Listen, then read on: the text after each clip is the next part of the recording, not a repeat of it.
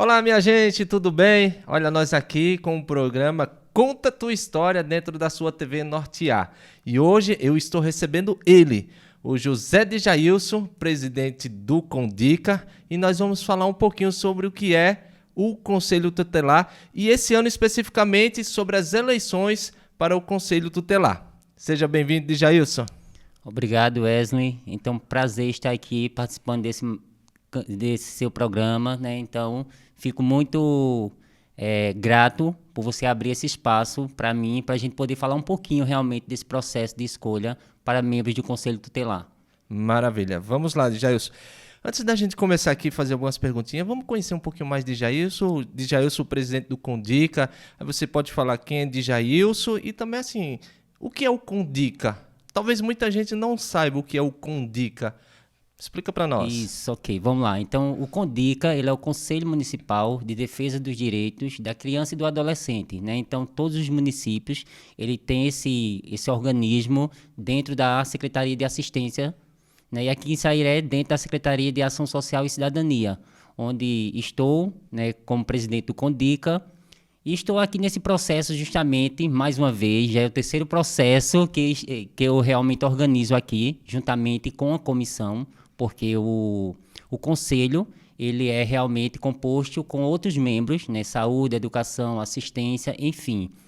E dentro dessa comissão é escolhido justamente uma pessoa que possa realmente representar de forma mais direta, e aconteceu esse processo e eu fui realmente...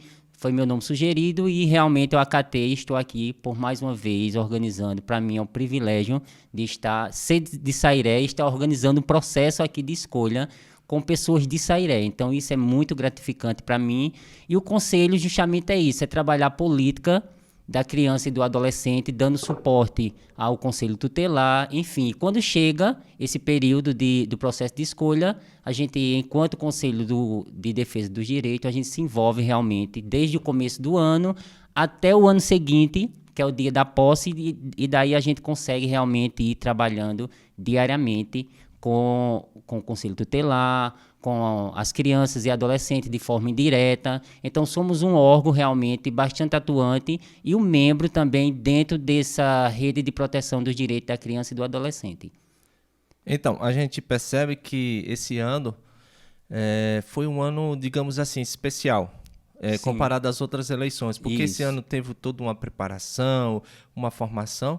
Como que foi esse processo, de Jailson? Veja só, iniciamos, né, o começo do ano, como eu disse anteriormente, com o edital, onde nesse edital a gente organiza todos os passos que deve ter dentro do processo de escolha, e a partir daí a gente começa a trabalhar. Então a gente pensa com muito carinho, justamente, independente de quem fossem os candidatos, para que a gente pudesse dar esse apoio.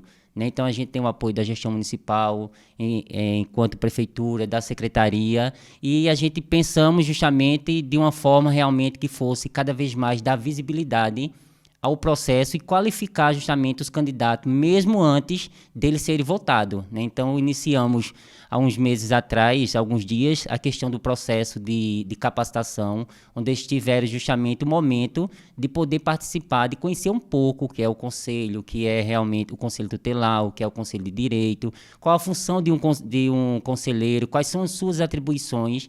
Então, tivemos a participação de diversos palestrantes aí e, com isso, realmente fizemos com que cada vez mais o Conselho, tanto de Direito quanto o Conselho Tutelar, tivesse sua credibilidade. Então, isso é muito importante. Então, tem outros municípios que realmente trabalham de outra forma, mas nós trabalhamos esse ano de forma realmente voltada a capacitar sempre os candidatos antes, durante e depois que eles forem eleitos e depois da posse, eles vão ter suas formações continuadas. E para a gente passar para a população, de Jailson, qual vai ser o dia da eleição para o Conselho Tutelar esse ano? Veja só, esse ano será realizado no dia 1º de outubro. Então, porque o Conselho Municipal, ele realmente ele é um membro que depende do Conselho Nacional, que é o CONANDA. Então, antigamente, cada município ele realizava o seu processo de escolha no mês de outubro, na data que ele realmente quisesse. Então, o CONANDA, ele emitiu através de uma resolução que seria um processo de escolha a nível nacional unificado. Então, será sempre o primeiro domingo do mês de outubro a cada 4 anos. Então, esse ano será realmente dia 1º de outubro de 2023, onde teremos 19 candidatos e iremos eleger 5. Né? Então, dos 19, 5 serão eleitos e os demais serão suplentes. E para passar as informações para a população, e a gente precisa entender como que isso se dá. Vamos lá, esse ano a gente vai poder votar em quantos candidatos? Só iremos poder votar apenas em um candidato, né? Porque aí surgiu aquela história, né? A gente pode votar em 5, pode votar em 1, não, apenas votar em um único candidato, porque justamente a gente segue realmente as orientações e a determinação que vem a nível nacional para o município. Então, cada eleitor só pode votar apenas em um candidato. Temos 19, então cada um escolha seu candidato de sua preferência e no dia, realmente, 1º de outubro, se dirige até os locais de votação para poder realmente dar o seu voto e exercer a sua cidadania. Vamos entender então, Djailson, aqui. Tem uma coisa que é para a gente conversar e deixar bem esclarecido aqui. Sim. Em outro momento, Sairé, eu acredito que já teve eleições que poderia votar em 5 candidatos. Outras cidades esse ano, por exemplo, eu tenho conhecimento que vai poder votar em 3 candidatos. Qual é a diferença? O que muda de uma cidade para outra? Veja só, o Conselho Nacional ele é universal, né? Então, vale para Sairé, Camusim, Bezerros, enfim, qualquer outra cidade. Então, aqui em Sairé, sempre tivemos o processo a cada 4 anos, votando apenas em um candidato. Mas se já se desenhava esse ano, 2023, poder realmente votar até em 5. Então, foi visto isso em tempo, né, juntamente com o Ministério Público, porque é um órgão fiscalizador desse processo, porque o CONDICA realmente, ele é um organismo que realmente fiscalizado pelo Ministério Público. Então, foi tido assim, algumas conversas, reuniões entre CONDICA, entre Ministério Público, entre os vereadores, para que pudesse realmente ser visto essa questão dessa lei, que você pode votar apenas em um candidato, para que realmente pudesse ficar a questão padrão, né, a nível nacional, porque até o CONAND ele orienta que o voto apenas seja em um candidato. E Sairé estava realmente se desenhando em poder votar em 5 candidatos, até em 5, né, mas aí, diante de ter visto justamente a questão das leis, da resolução, então realmente Sairé vai ser mais um processo de escolha de apenas votar em um candidato. Entendido. Mas caso aconteça, que eu acredito que vai acontecer em outro município, por exemplo, poder votar em 5, ou em 3, ou em 2, em 1, não sei, mais de um, perdão. O processo é válido. Isso é digamos assim, é uma concordância entre o Ministério Público, a promotoria e o município? Sim. Existem essas questões, né, que realmente são umas questões particularizadas de cada município. Aqui realmente nós não podemos votar nos 5, apenas em um, né? Foi uma questão que foi vista em tempo, e como o Ministério Público é um órgão fiscalizador, então em tempo corremos para corrigir justamente essa questão, para que realmente o processo seja apenas em um candidato. Porque mesmo se nós fôssemos votar, porque o voto, além de ser único, ele realmente, aqui para o nosso município, realmente urna de lona ou urna que a gente possa fabricar, não é urna eletrônica, né? Como em alguns outros municípios vão ser urna eletrônica. Mesmo aqueles municípios que são em urna eletrônica, só pode votar em apenas um. Mesmo que na lei esteja dizendo que lá você pode votar até em 5. Então o município vai ter que se adequar, porque a urna eletrônica é apenas um voto. Então, de todo jeito, é aquela questão, só é válido apenas um candidato. A não ser que tenha municípios que não vão usar a urna eletrônica e em comum acordo vá poder votar mais de um. 2 perguntas, vamos lá. Então, para finalizar essa pauta, essa questão do voto ser apenas em um, parte do Ministério Público aqui do nosso município, correto? Isso foi uma provocação do Ministério Público, né, que provoca justamente a questão do CONDICA, que justamente a partir daí, onde houve essa reunião, onde também foi convidado também os vereadores a participar, foi uma reunião que aconteceu no fórum, para que justamente o Ministério Público se colocasse e realmente apresentasse por que não poderíamos votar em 5, e apenas em um, onde também tivemos os atuais conselheiros tutelares que participaram desses momentos também. Então, assim, não foi algo que foi tomado de uma hora para outra, foi algo que foi realmente conversado e realmente comprovado mediante as resoluções, as leis, que realmente o voto iria ser apenas individual. Maravilha, estamos conversando com o José de Jailson, ele é o presidente do Condica, está esclarecendo aqui muitas dúvidas para a gente. E aí eu te pergunto, se de repente um eleitor vai lá, talvez ainda desinformado, a gente está fazendo esse papel aqui de levar a informação, e a votação vai ser através de cédula impressa. Isso. Aí está lá o José e o João, e essa pessoa desinformada marcou em José e marcou em João. E aí, o que é que vai acontecer? Veja só, esse voto ele é considerado nulo, porque apenas pode votar apenas em um candidato, né? Infelizmente, ele teve essa questão, a má sorte de ter marcado mais de um candidato. Então, aquela cédula, realmente, aquele voto fica inválido, porque a gente nem vai contabilizar nem para um, nem para o outro.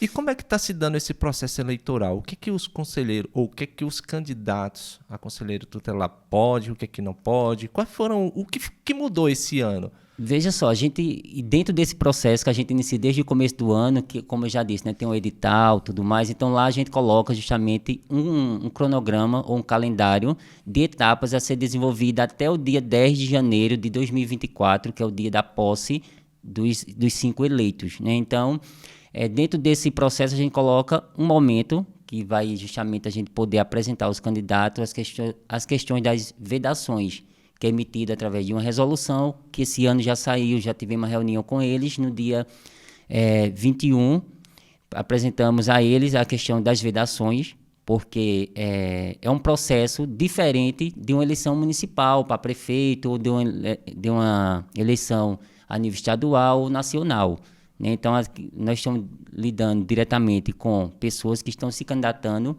para garantir os direitos da criança e do adolescente. Então, temos aquelas questões, não pode ter carro de som, eles não podem distribuir brindes, não podem doar camisas, apenas é um processo que a partir do dia 1º de setembro até o dia 30 de setembro, eles podem fazer sua campanha porta a porta, entregar os seus santinhos, poder realmente divulgar o seu material na rede social, mas assim, questão de carro de som, de comício, de estar fazendo aquele showmício, essas coisas, infelizmente ou felizmente também eles não podem realmente fazer tomar essas atitudes, né? Porque o próprio conselho, se ele tomar ciência que qualquer candidato está desobedecendo qualquer item que está lá na resolução, a gente recebe a denúncia, entramos em contato com o candidato por meio de documentos ou notificações, e aquele candidato realmente ele vai ter conhecimento daquele fato que ocorreu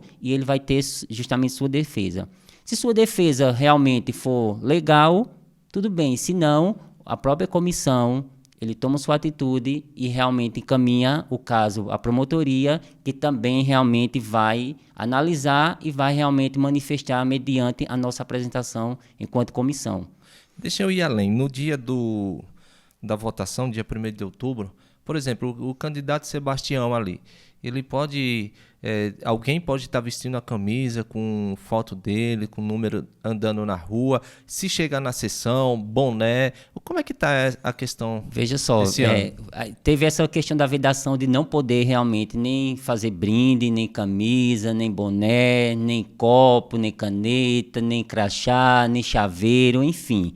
Então, o eleitor ele vai com sua roupa normal, ele pode chegar lá com as praguinhas, com o santinho, enfim, de forma realmente silenciosa, ele pode manifestar justamente que vai votar em tal candidato. Mas chegando na fila ou chegando nos locais de votação de forma silenciosa, ele pode estar lá com a blusa dele branca, com uma praguinha do candidato, da candidata dele, permanecer sempre na fila silenciosamente, entrar para exercer a sua cidadania e sair de forma realmente silenciosa. Mas não pode realmente estar com a camisa estampada com a foto do candidato ou com o boné com a foto do candidato. Isso lá na fila. Isso na fila ou no dia da eleição também. Tá Por certo? Exemplo, durante todo o processo. Mas vamos lá. Digamos que eu sou não tenho parentesco com o Sebastião, certo? Isso. Mas eu gosto dele e eu quero votar nele. E aí eu quero expressar aqui na rua uma camisa com a foto dele e mostrando o número dele. Mas Sebastião não tem nada a ver com isso. O que isso pode acarretar ao candidato de Jair? Veja só, a gente realmente recebe, né, porque se isso acontecer, vai ser algo que realmente vai chegar para a gente várias denúncias, né? Então, cada candidato que se realmente lesado ali naquele momento, então ele vai chegar a apresentar à comissão a sua denúncia, então a gente vai apurar realmente para saber se o candidato tinha conhecimento ou não, e a partir daí a gente vai tomar as nossas atitudes mediante a situação, porque o candidato ele poder realmente agir de má fé, pedir que fulano faça, ciclano e beltrano, ele ter conhecimento e depois dizer que não tinha, ou se não, de repente, conforme você colocou aqui, a pessoa foi lá e estampou a camisa. Mas se aquele candidato realmente percebeu que aquele eleitor estava com uma camisa que não é padrão, não foi uma orientação do candidato, e o candidato teve conhecimento ao chegar na cidade e viu que a pessoa estava com a camisa, pode pedir para a pessoa realmente trocar a camisa, né? Foi lá, trocou, então não usa, e depois que encerrar a votação, se aquele candidato ou aquela candidata foi eleita, ele usa, mas durante todo o processo ele não vai poder usar, mesmo não sendo algo que seja padrão. Então, Entendido. ele pode usar uma blusa de outra cor e estar com o santinho, com o adesivo, enfim, tá certo? Entendi. Então, pessoal, fica a dica aí, olha. Você que já escolheu o seu candidato, se você achar que fazer uma camisa vai ajudá-lo, pode prejudicá-lo. Então, segura aí, coloca uma camisa branca ou de qualquer outra cor de sua preferência, coloca a praguinha, tá tudo certo, tá bom? Continuando aqui com o de Jailson, em relação a, digamos assim, patrocínio, a apadrinhamentos, como é que está esse processo esse ano? Veja só, foi uma das coisas que também sinalizamos na reunião de alinhamento e de apresentação das vedações, que caso alguma empresa ou alguma instituição queira realmente fazer essa... Ou algum político fazer doação, que seja realmente para todos, né? Porque aí geralmente de repente eu quero justamente doar, digamos, 1.000 santinhos, então que seja para os 19 candidatos, porque dessa forma todo mundo será realmente contemplado e faz com que realmente a gente possa conseguir que todo mundo receba aquele patrocínio, para não ter aquela questão de preferência, porque é um processo de escolha diferente, como eu já disse, e assim, os candidatos também não podem estar pegando-se com representantes de instituições, seja de igrejas, vereadores ou prefeito, entendeu? Eu vou me agarrar em tal prefeito ou em tal vereador para que ele possa sair comigo aí de porta em porta. Ele não pode caracterizar isso, porque alguém pode receber, ver e denunciar realmente. Então, assim, cada um faça a sua campanha, cada um realmente peça os seus votos a partir do dia 1º de setembro até o dia 30, respeitando tudo isso, porque são todos adultos, todos têm conhecimento de todas as vedações. Então, eu sou de tal igreja e vou estar sempre andando aí com tal pastor, ou tal padre, ou tal prefeito, ou tal vereador. Isso não é permitido, porque é um processo realmente que você faz a sua política da boa vizinhança, o seu processo justamente, você pode envolver justamente a questão dos seus familiares, evitar estar expondo os seus filhos, se for de menor, outras crianças, né? Porque aí também eu fui questionado a questão assim, eu posso pedir para uma criança entregar santinhos? Não pode, é trabalho infantil, é exploração. Como é que eu estou candidato, digamos, para ser um representante, um garantidor da política da criança e do adolescente, e no processo, enquanto eu candidato, eu estou realmente colocando a criança para trabalhar. Então não posso, então já foi orientado, então todos têm esse conhecimento. Jailson, como é que o conselho vai lidar com isso? Porque a gente sabe que, principalmente em cidade pequena, que esse apadrinhamento ele funciona, ele é forte. Sim, e eu sim.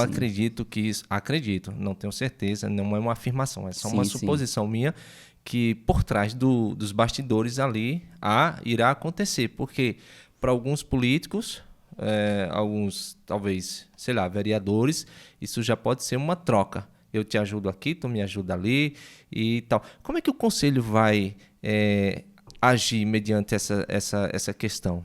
Veja só, assim, é difícil, né, quando a gente realmente coloca isso, porque todos já estão orientados, mas caso assim, a gente receba alguma denúncia, então a gente notifica as partes envolvidas para poder ouvir e toma realmente uma determinação, ou toma uma atitude, melhor dizendo, para poder justamente a gente apurar, né? Então, assim, eu fui questionado, já isso, qual a penalidade?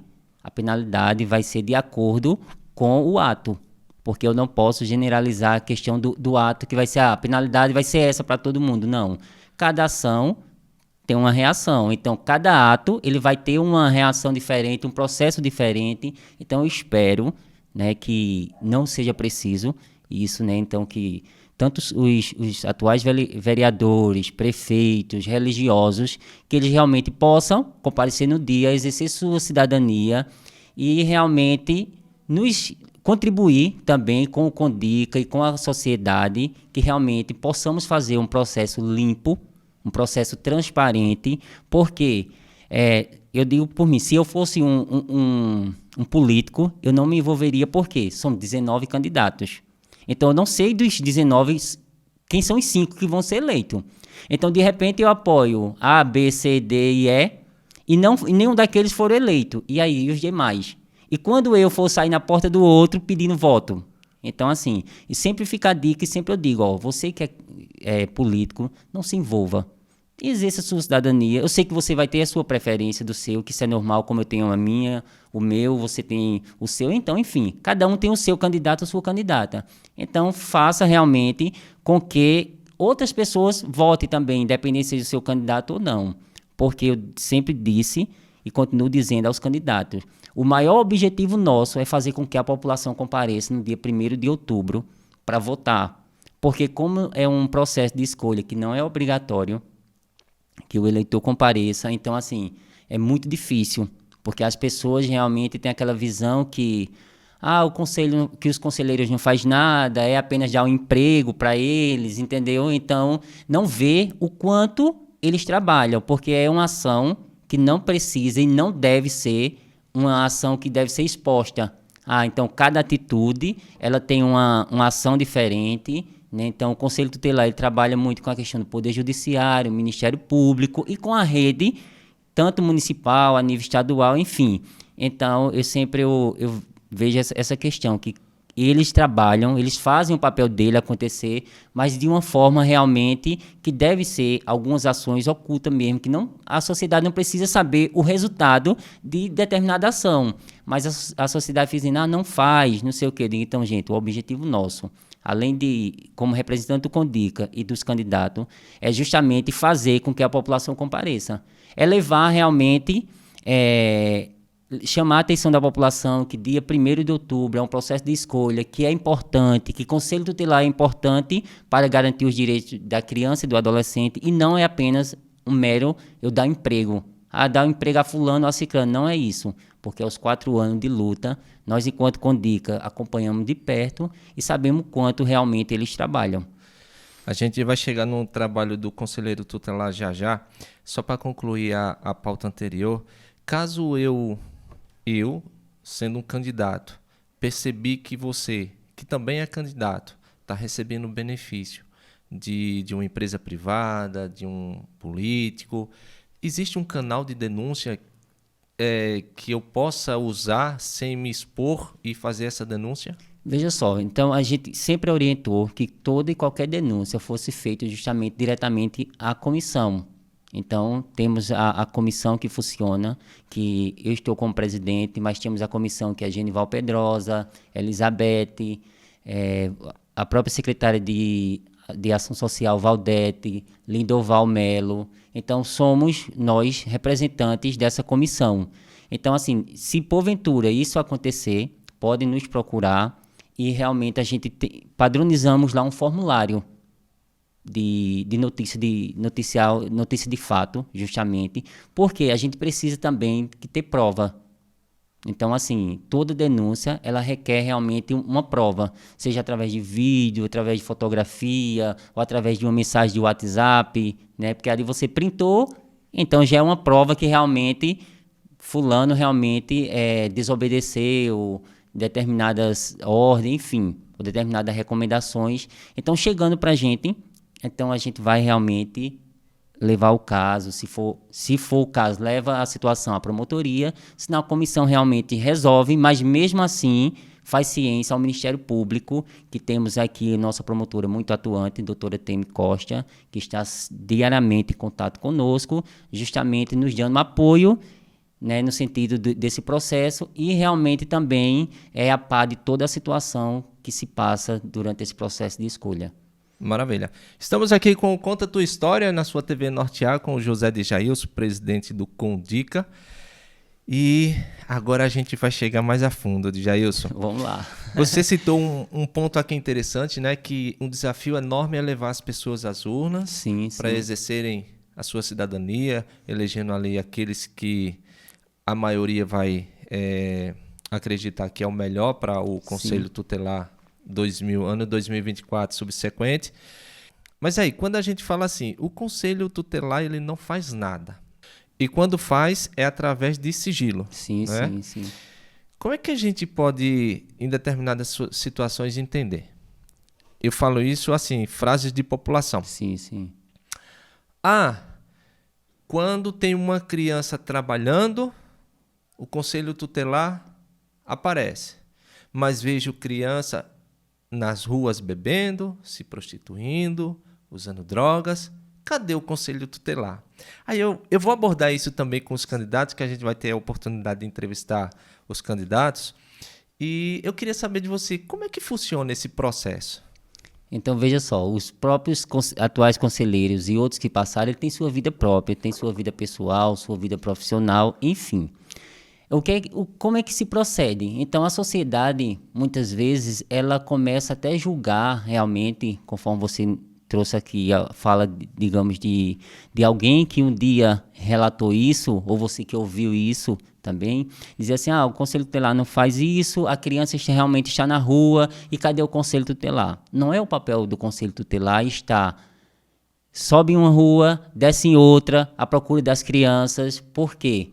A função deles é estar realmente lá na sede, de segunda a sexta-feira, né, no horário de 8, digamos, às 17, fora o plantão, que é à noite, e plantões finais de semana. Então, se a denúncia, qualquer pessoa realmente identificou uma situação dessa ou parecida com essa, seja trabalho infantil, seja que uma criança está realmente altas horas na rua, está em um bar ou está embriagado na cidade, pode realmente entrar em contato com o Conselho Tutelar, que o Conselho Tutelar justamente vai tomar as providências. Lógico, a princípio, tem situações que não é diretamente papel do Conselho Tutelar estar fazendo abordagem de crianças na cidade, de criança em bar, porque é um trabalho em rede, onde com o próprio Conselho Tutelar ele trabalha muito ligado diretamente à polícia. Então, tem função que a polícia ela tem que agir primeiro, para depois os conselheiros tutelares chegar para poder justamente seguir com as suas diligências. Ou seja, mesmo sabendo que numa festa, digamos assim, é só um exemplo, uma festa de São João, a gente sabe que o índice de jovens, adolescentes, ali na festa vai ser grande. E eles vão estar ali usando alguma coisa ilícita. Mesmo assim, não é papel do conselho. O que a gente está entendendo aqui é, se alguém vê e denunciar, aí sim o conselho passa a agir. E a obrigação do conselho é estar lá de prontidão para receber essa denúncia. É isso? Isso. E essa prontidão não quer dizer que justamente o Conselho Tutelar vai ter que ficar na sede ou vai ter que estar lá, montar uma tenda, digamos, em um Festival da Laranja, em Sairé, e estar lá com uma tenda montada do Conselho Tutelar. Não é função do Conselho Tutelar estar realmente nessa situação, tá certo? Mas aí, durante todo o processo de organização de uma festa, por exemplo, digamos agora o São João, tivemos justamente o processo, reuniões com os barraqueiros, onde o Conselho Tutelar, com o Conselho de Direito, Secretaria de Assistência Social, ele vai lá, reúne todos os barraqueiros, todos os envolvidos e realmente faz um momento de uma roda de conversa, de um diálogo, explica tanto aos barraqueiros que eles não podem realmente estar contratando a mão de obra, orienta, é distribuído panfleto. E esse ano tivemos uma novidade durante o festival que justamente a equipe de comunicação ela divulgava o tempo todo, tanto a questão do trabalho infantil, como a questão de outras campanhas educativas. Então, se porventura acontecer isso durante qualquer festa, ou sem ser festa, acontecer no município, então é só entrar em contato com o Conselho Tutelar, que o Conselho Tutelar justamente tenho certeza que ele vai atuar até onde ele possa ir. Então, mas justamente, tem situações que o Conselho Tutelar precisa ir justamente com a polícia para poder justamente resolver determinadas situações. E se a situação não precisar da força policial, eles próprios vão lá e resolvem. Maravilha.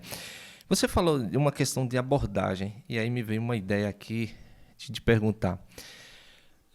Digamos que tenha um adolescente aí dos seus 13, 14 anos que anda na cidade e tem aquele jeitinho já mais esperto, digamos assim.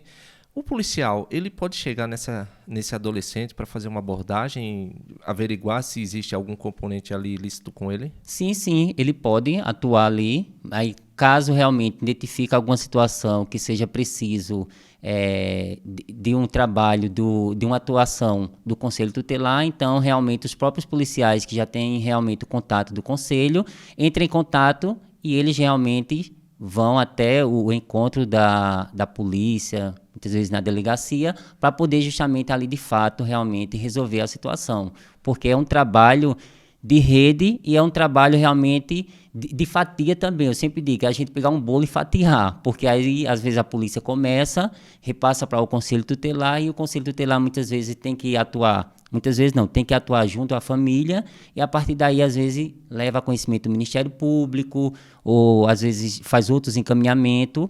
Então é um trabalho realmente feito, um trabalho de rede mesmo, mas a polícia ela atua. Se nada realmente for preciso, contactar o Conselho Tutelar, dali aquele adolescente e ele realmente vai, a polícia já é liberado ali. Então, vai depender da polícia. Veja só, em relação ao Conselho Tutelar, você que já tem essa experiência, hoje, a nível de sociedade, qual é a maior dificuldade que o conselheiro tutelar encontra hoje? Justamente esse trabalho, né? Porque assim, eles não executam, eles apenas requisitam os serviços, as ações, enfim. Mas uma das questões justamente é fazer com que a família entenda o que é o Conselho Tutelar e qual o papel do conselheiro tutelar. Porque, infelizmente, hoje, né, nesse tempo que nós estamos vivendo, tem família que realmente quer que o próprio Conselho Tutelar seja o pai, seja a mãe, que eduque o filho. Então, assim, às vezes os papéis estão sendo inversos, entendeu? Essa família realmente, às vezes, quer que o Conselho Tutelar dê jeito, diz, eu vim aqui para você ir lá em casa, para você dar jeito no meu filho ou na minha filha, porque eu enquanto pai, ou seja, a mãe, eu enquanto mãe não consigo mais. Então, meu filho não me respeita, ou minha filha não me respeita. Então, assim, uma das dificuldades que eu vejo que o conselheiro tutelar justamente enfrenta hoje é essa questão do entendimento. Por mais que é algo que aqui em Sairé, o Conselho Tutelar, um dos primeiros, foi criado em 2001. Então, assim, mesmo em 2001, hoje nós estamos em 2023, mas assim, o entendimento ainda da sociedade, o que é o conselho, qual é o papel de um conselho tutelar, ainda a gente bate sempre nessa tecla. Eu sempre digo aos atuais conselheiros, aos que já passaram, eu digo, gente, a gente precisa estar trabalhando mais a parte informativa do que é um conselho, qual é o papel do conselheiro. Porque quando a gente passa a entender qual é a função de uma instituição e qual a função de quem trabalha naquela instituição, então a coisa começa a fluir. Porque às vezes as pessoas levam pelo lado pessoal quando o conselheiro vai atuar. Mas você não me conhece, você é meu vizinho, entendeu? É assim, é meu vizinho, eu lhe conheço, mas aí eles estão ali para garantir o direito da criança e do adolescente. Então, independente do vínculo que tem com a família, se é parente ou não, a atuação ela tem que acontecer. Porque se ela não acontecer, alguém vai denunciar o conselheiro ou a conselheira tutelar. Então, é um colegiado que precisa sempre ter suas decisões no imediatismo. Eu preciso tomar uma decisão, então tem que ser agora. Tem situações que eu não posso esperar, eu vou para casa pensar, eu vou para a sede do Conselho Tutelar pensar. Não, é algo que eu preciso estar em sintonia com os demais conselheiros e a gente tomar uma atitude ali juntamente, seja for o caso com a polícia, com o Ministério Público, muitas vezes tem que atuar junto com a saúde, com a educação, porque é algo que ele está para garantir o direito da criança como um todo. Não é só na assistência, não, é na saúde, na educação, na cultura, no lazer, enfim.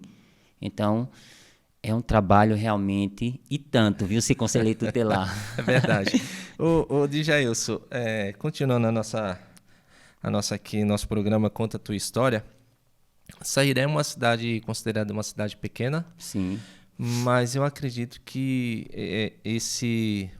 o fluxo de denúncias no Conselho Tutelar deve ser alto, né?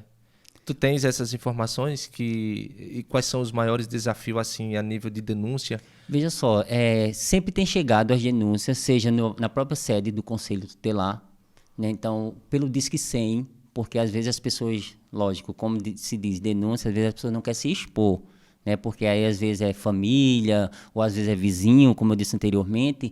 Então, acha melhor justamente fazer aquela denúncia via Disque 100, que chega para o Conselho Tutelar e chega para a delegacia automaticamente. Então, assim, tanto o Conselho Tutelar toma conhecimento, como também a delegacia toma conhecimento, porque é feito esses dois encaminhamentos.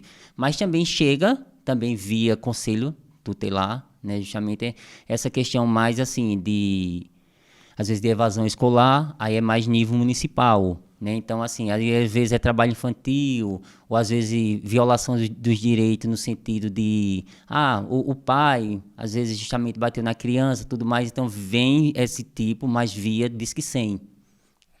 É mais direto, assim, essa questão mais de questão escolar. Vamos entender aqui, Djailson, se a gente fala em trabalho infantil, né, ou exploração de trabalho infantil, como que é caracterizado uma exploração infantil no trabalho? Veja só, quando você, digamos, uma das coisas que a pessoa sempre diz é o seguinte: é melhor meu filho estar trabalhando do que roubando, enfim, né? Isso que a gente sempre escuta, né? Então a gente sempre escuta. Eu acho que se a gente parar para ouvir 2.000 pessoas, então acho que 10 vai pensar diferente, mas as demais sempre pensam assim, diz, por isso que hoje a gente vive numa situação que vive, porque o Conselho Tutelar não quer que eu bote meu filho para trabalhar, né? Porque a Justiça também não quer, enfim. Mas veja só, então assim, todos nós temos uma fase, né? Criança, adolescente, adulto, idosos. Então assim, a gente não pode estar justamente cortando a infância daquela criança. Então a criança, no processo de criança realmente ali, ela está para estudar. Então, hoje nós temos... Vamos definir essa criança em faixa etária aqui, vamos lá. Até que idade ela não pode estar envolvida em nenhum trabalho? Veja, e até que idade ela pode começar a fazer alguma... A partir dos 14, se for justamente por meio do jovem aprendiz, ele realmente está no horário do trabalho e no outro horário ele está exercendo uma atividade que seja remunerada e não seja um trabalho que realmente vai expor, que seja um trabalho que vá sacrificar aquela criança. Né? Então, digamos, dos 13 anos abaixo, então aquela criança realmente ela está ali para poder justamente estar estudando. Né? Então, assim, eu estudo, digamos, meus filhos estudam de manhã no colégio, então à tarde eu posso ele colocar para fazer uma outra atividade que seja, sem ser justamente o trabalho infantil. Porque os municípios hoje ele tem a questão do serviço de convivência, que é algo que está dentro da Secretaria de Assistência, que é uma atividade contraturno.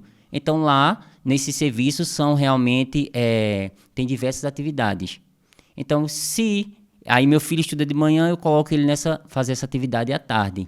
Se ele estuda à tarde, ele faz essa atividade de manhã. Então, assim, eu estou livrando meu filho de um trabalho infantil, estou justamente envolvendo o meu filho, além de estar na educação, em trabalho, em uma ação que realmente seja para crescimento dele, seja pessoal, no futuro profissional, porque ele acaba ali aprendendo, porque naqueles espaços de discussão, o espaço coletivo, eles acabam realmente, entre um e outro, tendo essa troca de fala, o profissional que está ali. Então, assim, a criança ela precisa estar realmente cada vez mais inserida em ações que possa realmente fazer com que aquela infância ela não seja cortada, ou que eu não venha realmente prejudicar a vida da criança por estar expondo ela no trabalho infantil, seja carregando o frete na feira, Isso é algo que a gente realmente vê, principalmente em cidades grandes, né, em cidades mais desenvolvidas do que o nosso município. Então, assim, a cidade, quanto mais tem empresas, feiras, enfim, então a criança realmente, a gente realmente se depara com muitas crianças realmente nesse processo, carregando frete, às vezes ajudando em comércio, né, principalmente na rede de supermercado, né? Então, assim, eu sempre digo, olha, o dono do supermercado, o empresário que queira realmente contratar um profissional, contrata o pai da criança, contrata a mãe, porque aí você realmente está dando trabalho ao pai de família, a uma mãe de família, e você não está correndo o risco de poder estar respondendo aí um processo por estar contratando a mão de obra infantil. Porque o que é que acontece?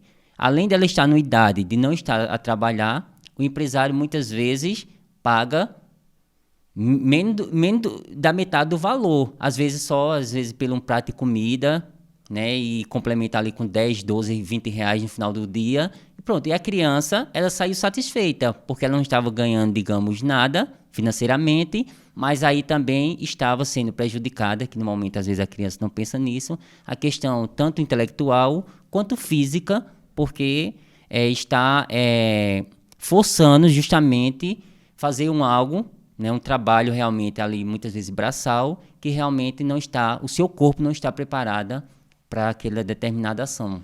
Ô, Djailson, eu vou tirar o empresário da jogada. Isso. E vamos fazer essa mesma suposição sua apenas com o pai e o filho. Às Sim. vezes tem um trabalho de ficar na frente do supermercado para oferecer um serviço. Olha, você quer que eu lhe ajude, levar sua feirinha em casa? Às vezes isso pode estar inserido por uma necessidade daquela família, está passando por uma dificuldade financeira, e essa ajuda ela é bem-vinda, abre aspas, nesse contexto. Como é que a gente pode separar isso aí, ou está tudo dentro do mesmo contexto? Veja só, está dentro do mesmo contexto. Mesmo sendo uma família que esteja passando por uma situação realmente de vulnerabilidade, né? Porque às vezes o pai está desempregado, a mãe ficou desempregada, houve uma separação do casal, enfim.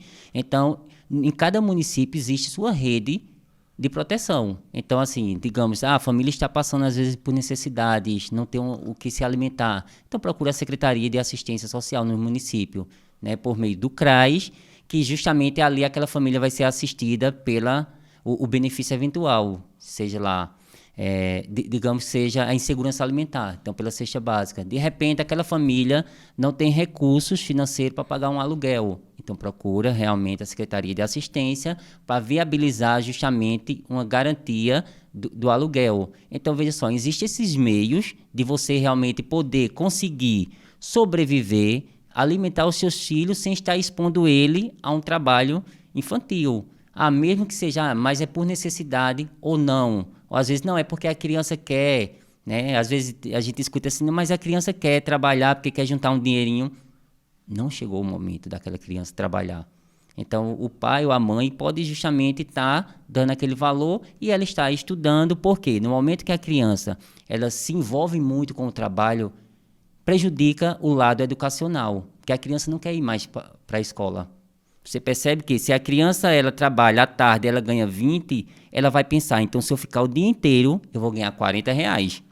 Então, é melhor ficar trabalhando o dia inteiro por 40 do que ir para a escola. Por isso que hoje os índices de evasão escolar realmente, às vezes uma vez ou outra fica oscilando, porque justamente são essas questões que às vezes os pais realmente, digamos, eles cedem um pouquinho e a criança não quer ir mais para a escola. E quando a gente vai ver a maioria realmente da causa de evasão, justamente essa questão do trabalho infantil, de perder o desinteresse por a área educacional, que às vezes aquela criança ela tem um sonho, mas ela acaba se perdendo por às vezes ter tido essa oportunidade de estar nesse trabalho infantil ou por outras situações. E aquele sonho realmente foi encerrado ali, porque aí depois ela fica sem estímulo de ir para a escola, enfim. Então, eu sempre digo, nós temos que preparar realmente as nossas crianças, os nossos filhos para o futuro, dando realmente condições a ele, se for o caso de um trabalho, quando ele tiver a partir dos 14, dos 15, dos 16, como jovem aprendiz, né? Porque hoje as empresas ela têm aberto realmente muito essas questões de jovem aprendiz, né? Infelizmente, o nosso município em outros municípios, não só o nosso, mas também em outros municípios, não tem tido muito essa questão de jovem aprendiz, né? Mas aí, de repente, aquela família, às vezes, muda de cidade e, de repente, acaba realmente, Bezerros ou outras cidades por aí, podendo realmente inserir o seu filho como jovem aprendiz. Ele vai estar tendo seu recurso financeiro e também está estudando. Então, vai levar os dois ao mesmo tempo. Maravilha. Estamos com o bate-papo. Aqui, conta a tua história com o José de Jailson, o presidente do Condica, e a gente vai chegar às considerações finais. Foi muito proveitoso, acredito que aprendemos muito hoje, né? E aí você deixa as suas considerações finais.